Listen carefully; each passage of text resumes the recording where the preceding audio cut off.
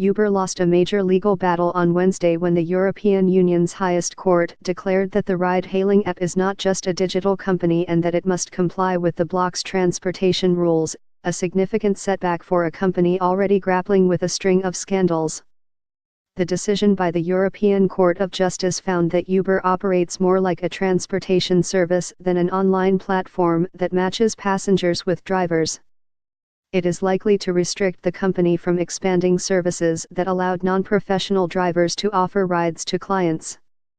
While the ruling focused on these so-called peer-to-peer operations, it will most likely to be scrutinized by regulators looking more broadly at the gig economy, a growing part of the workforce, in which people operate as freelancers or on short-term contracts as opposed to holding permanent jobs.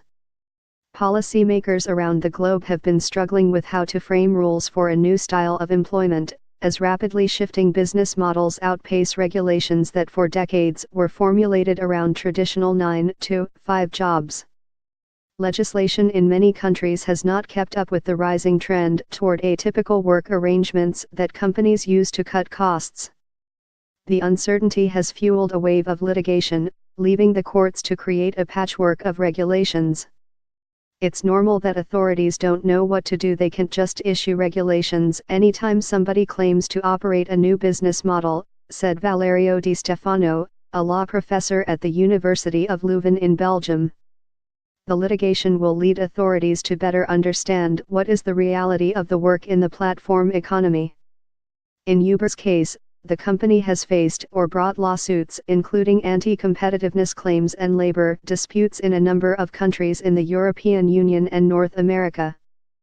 The case before the European Court of Justice centered on a complaint brought by a taxi group based in Barcelona, Spain. The group argued that it was unfair that Uber did not have to adhere to the same rules it did while operating in the city, when Uber ran a peer-to-peer service called Uber Pop, which linked non-professional drivers with riders. The service has since been disbanded in Spain and several other countries, and Uber said it now operated only with professional drivers in the vast majority of the European Union. In the decision, the court determined that Uber, which connects drivers with riders through a smartphone app for payments, must be regarded as being inherently linked to a transport service. The 28 member countries in the European bloc will have to regulate the conditions under which such services are to be provided, the court added. The ruling comes at a crucial time for Uber.